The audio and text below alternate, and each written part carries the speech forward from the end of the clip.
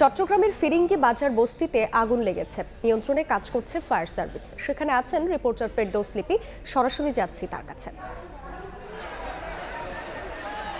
প্রায় 8টা ইউনিট কিন্তু কাজ করছে আগুন নিয়ন্ত্রণে, এবং যেহেতু একদম নদীর পাড়ে আসলে আগুনের ঘটনা ঘটেছে এবং সে কারণে প্রচণ্ড বাতাস, এবং প্রচণ্ড বাতাসে আসলে চোখ খোলা রাখা কিংবা ফায়ার সার্ভিসদের কাজ করার কিন্তু প্রচণ্ড অসুবিধা হচ্ছে। এবং তারপরেও কিন্তু ফায়ার সার্ভিসের কর্মীরা চেষ্টা করে যাচ্ছেন। আর আগুন লেগেছে আমরা যেটা এখনো পর্যন্ত স্থানীয় লোকজনের মারফত কিংবা যারা ফায়ার সার্ভিসে কাজ করছেন প্রাথমিক তথ্য অনুযায়ী প্রায় 20টার মতো বসত বাড়ি একই সঙ্গে, সেগুলো মূলত আসলে টিন শেডের, সেই টিন শেডের ঘর থেকে আগুনের সূত্রপাত বলে প্রাথমিকভাবে যারা এখানে বাসিন্দা তারা আমাদেরকে জানিয়েছেন। এবং এই আগুন লাগার পরে আসলে একদম তার লাগোয়া আমরা দেখেছি যে প্রায় 4তলা একটা ভবন আছে, সেই ভবনেও আসলে আগুন লেগে গেছে। এবং যদিও এখনো পর্যন্ত আসলে কেউ আহত কিংবা কোনো ধরনের আঘাত পেয়েছে কিংবা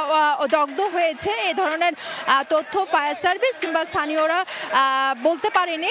আগুন লাগার সাথে সাথে যারা ছিল তারা বেরিয়ে গেছেন। তবে এখন হচ্ছে যে আসলে যাদের ঘর কিংবা স্থানীয় লোকজন আছে তারা চেষ্টা করছেন মালামাল রক্ষার জন্য। আর যেহেতু এটা একটা ঘিঞ্জি এলাকা, সে কারণে কিন্তু দেখা গেছে যে আসলে আগুন ছড়িয়ে পড়ার একটা সম্ভাবনা আছে, এবং সেই চেষ্টাটা আসলে ফায়ার সার্ভিস করছেন যেন আগুনটা ছড়িয়ে না পড়ে। এবং যেহেতু ঘরগুলো কাঁচা পাকা কিছু ঘর আছে, পাশাপাশি কিছু দালান কোঠাও আছে, এবং এগুলো কিন্তু আসলে খুব লাগোয়া, এবং সে কারণে আসলে আমরা দেখেছি যে বসত বাড়িতে আগুন লেগেছে তার পাশে যে বিল্ডিংটা সেটাতে আগুন ছড়িয়ে গেছে। এবং ফায়ার সার্ভিস এবং স্থানীয়রা সবাই মিলে কিন্তু সেটা নিয়ন্ত্রণের চেষ্টা করছে, কিন্তু যেহেতু একদম নদীর পাড়ে এবং প্রচণ্ড বাতাস, সে কারণে আগুন নিয়ন্ত্রণ কিংবা ফায়ার সার্ভিসকে কাজ করতে প্রচণ্ড বেগ পেতে হচ্ছে। এবং আপনি দেখতে পাচ্ছেন যে ধোঁয়ার কারণে কিন্তু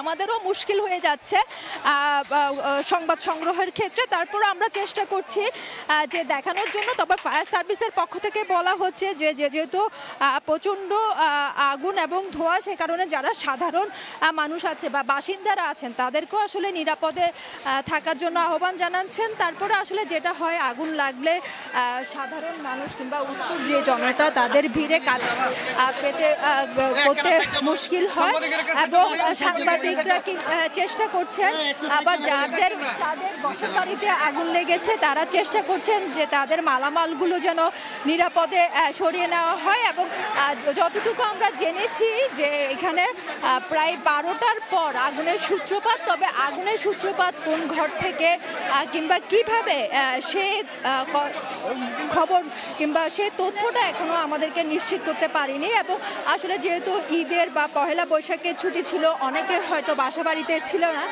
সে কারণে অনেকগুলো ঘর পুড়ে গেছেন। তারপরেও যারা বাইরে ছিল তারা চেষ্টা করছেন যে এসে ঘরের কিছু মালামাল রক্ষা করতে পারেন কিনা। তো প্রাথমিকভাবে ফায়ার সার্ভিস বলেছেন যে তারা খবর পাওয়ার সাথে সাথে তাৎক্ষণিকভাবে 3টা ইউনিট এসে আগুন নিয়ন্ত্রণের কাজ শুরু করে। আর যেহেতু বসত বাড়ি এবং ঘনবসতি এলাকা, সে কারণে পরবর্তীতে আরও 5টা ইউনিট আসে, এবং 5টা ইউনিট সহ মোট 8টি ইউনিট কিন্তু ফায়ার সার্ভিসের কাজ এখনো পর্যন্ত করছে। তবে আমরা যেসব টিন শেডের ঘর কিংবা যেখান থেকে আগুনের সূত্রপাত, সেখানে কিন্তু এখন আগুন দেখছি না, কিন্তু পাশে যে ভবন প্রায় 4তলা ভবন, সেই ভবনের জানালা থেকে আমরা যখন এখানে এসে পৌঁছাই সেখানে কিছুটা আগুন দেখতে পেয়েছি। কিন্তু ফায়ার সার্ভিস এখন জোর দিচ্ছে যেন আগুনটা ছড়িয়ে না পড়ে, যেহেতু টিন শেডের ঘর থেকে আসলে বিল্ডিং পর্যন্ত চলে গেছে, সে কারণে আসলে ঝুঁকি থাকে যে আগুনটা ছড়িয়ে পড়ার। এবং দীর্ঘ ছুটি, ঈদের ছুটি, সে কারণে অনেকে বাসা বাড়িতে ছিল না, ফলে ক্ষয়ক্ষতি যেন কম হয় সেই বিষয়টা লক্ষ্য রেখে কিন্তু ইউনিটের সংখ্যা বাড়িয়েছেন। এবং আমরা দেখেছি যে ফায়ার সার্ভিসের সাথে সাথে কিন্তু যে সাধারণ স্থানীয় জনগণ আছেন তারাও আগুন নিয়ন্ত্রণে সহযোগিতা করছেন। আবার পানির সমস্যা এখানে হবে না, যেহেতু পাশেই খাল এবং নদী রয়েছে, কর্ণফুলী নদীর একদম লাগোয়াভাবে কিন্তু এই যে ঘটনাস্থল সে কারণে পানির কোনো সমস্যা হবে না, কিন্তু যেটা আসলে ঝুঁকিপূর্ণ সেটা হচ্ছে যে ঘনবসতি এলাকা, টিন শেড কিংবা কাঁচা পাকা অনেকগুলো ঘর আছে, সে কারণে কিন্তু ঝুঁকিটা অনেক বেশি থাকে। সে কারণে ফায়ার সার্ভিস আসলে জোর দিচ্ছেন যেন একদম কোনো আগুন যেন না থাকে, একদম অগ্নি নির্বাপকের যেই বিষয়টা সেটার উপর জোর দিচ্ছেন, অর্থাৎ আগুন যেন কোনো এক ফোঁটা না থাকে, সেই কারণে কিন্তু যারা চেষ্টা চালিয়ে যাচ্ছেন। তবে এখানে যারা স্থানীয়রা আছেন তারা বলছেন যে কাঁচা পাকা ঘর অর্থাৎ সেটার ঘর সেখানে 20টার মতো ঘর ছিল, সেই 20টা ঘরের মধ্যে আমরা দেখেছি যে প্রায় সবগুলোই পুড়ে গেছে, এবং শুধুমাত্র যে এই ঘর সেটা না, পাশের যে কাঁচা যে ভবনটা আছে সে ভবনটাও আসলে আগুন লেগে গেছে।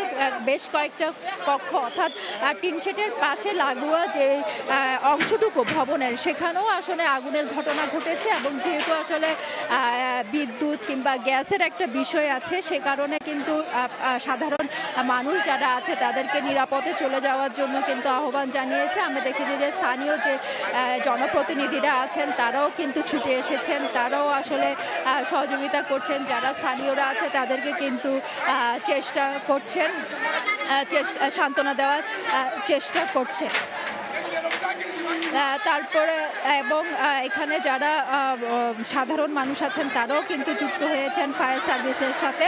এবং আপনাকে জানিয়ে রাখি এই যে বসতবাড়ি এখানে কিন্তু বেশিরভাগই আসলে মৎস্যজীবী কিংবা যে মাছ আহরণের সাথে যুক্ত, অনেকে আছে জেলে, আবার অনেকে আছে যে পাশে ফিশারি ঘাট সেখানে হয়তো ছোটোখাটো বিভিন্ন ব্যবসায়ের সাথে যুক্ত, এরকম মানুষের সংখ্যা কিন্তু বেশি, এবং বেশিরভাগই হচ্ছে আসলে নিম্নবিত্ত, এবং সে কারণে কিন্তু অনেক বেশি যে ঝুঁকি সেটা থেকে যায়, এবং সে কারণে তারা চেষ্টা করছেন। এবং আমরা দেখতে পাচ্ছি যে স্থানীয় জনপ্রতিনিধি তিনি কিন্তু আসলে হ্যান্ড মাইক দিয়ে সাধারণ যারা ক্ষতিগ্রস্ত তাদেরকে আশ্বস্ত করার চেষ্টা করছেন, এবং ফায়ার সার্ভিসকে সহযোগিতা করার সব ধরনের আহ্বান কিন্তু তিনি জানাচ্ছেন। এবং তার সাথে একটু কথা বলে আমরা জানতে চাই যে আসলে আগুনের সূত্রপাত বা কি নিয়ে, কিভাবে এবং এখানে কত মানুষ থাকে। ভাইয়া একটু কথা বলবো, এখানে এই যে আগুন যে লাগলো আপনি কতটুকু জেনেছেন যে মানে আগুনের সূত্রপাত কোত্থেকে বা এখানে কত মানুষ থাকতো? এখানে আসলে সঠিক করে এখনো বলা যাবে না, যেহেতু আমাদের ভাই আওয়ামী লীগ নেতা অনু আমাকে ফোন করছে ঠিক তখনই একটা 20 যে বলেছে আগুন লেগেছে, অতটুকুর মধ্যে আমি দৌড় দিয়েছে এবং ফায়ার সার্ভিসে ফোন করেছি, পুলিশকে ফোন করেছি, সাথে সাথে তারা লোক পাঠিয়েছে। আল্লাহর রহমতে এখানে আমাদের আগুন নিয়ন্ত্রণ আসছে। আমি শুধু জনগণের সহযোগিতা চাই। আমি কাউন্সিলর, সংরক্ষিত কাউন্সিলর, আমরা জনগণের পাশে আছি। ইনশাল্লাহ এই এলাকায় যতটুকু আগুন লেগেছিল আমরা সেই আগুনগুলো ফায়ার সার্ভিস নিয়ন্ত্রণ করেছে, পুলিশ আসছে, এলাকাবাসী সহযোগিতা করেছে, সকলে সহযোগিতা করছে। এখন আমাদের ধৈর্য ধারণ করতে হবে, আমরা যেন আগুনের জন্য বিস্তার না ঘটে। ঠেকপাড়া লেগেছে, পাশাপাশি পিছনে ইয়াকুবনগর আছে, ইয়াকুবনগর একটি বস্তি আছে, ওগুলো লেগেছে।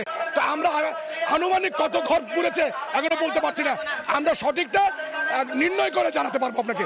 ধন্যবাদ আপনাকে। ধন্যবাদ আপনাকে। আসলে যেমনটা বলছিলেন স্থানীয় জনপ্রতিনিধি যে আগুন যে এলাকাটাতে লেগেছে সেটা হচ্ছে টেকপাড়া, এবং তার পাশে কিন্তু আরেকটি বস্তি এলাকা আছে, ফলে আগুন এখনো পর্যন্ত নিয়ন্ত্রণে থাকলে তারা চেষ্টা করছেন যেন পাশের বস্তি কিংবা আশপাশে, যেটা আসলে আগে আমি বলেছিলাম যে বস্তি এলাকা বা ঘনবসতি এলাকা যেন ছড়িয়ে না পড়ে, সেই চেষ্টাটা কিন্তু ফায়ার সার্ভিস কিংবা যারা দায়িত্বশীল আছেন তারা করছেন। তো এখনো পর্যন্ত আগুন নিয়ন্ত্রণে 8টা ইউনিট কাজ করছে, এবং 8টা ইউনিটের যে কাজ সেটা চলছে, এবং আগুন মোটামুটি নিয়ন্ত্রণে আছে, ছড়িয়ে নেওয়া যায় সেই চেষ্টাটা কিন্তু ফায়ার সার্ভিস থেকে করা হচ্ছে। তো এই ছিল আমার কাছে এখনো পর্যন্ত এখান থেকে সর্বশেষ। আমরা আরেকটু সরাসরি ছিলাম এতক্ষণ চট্টগ্রামে।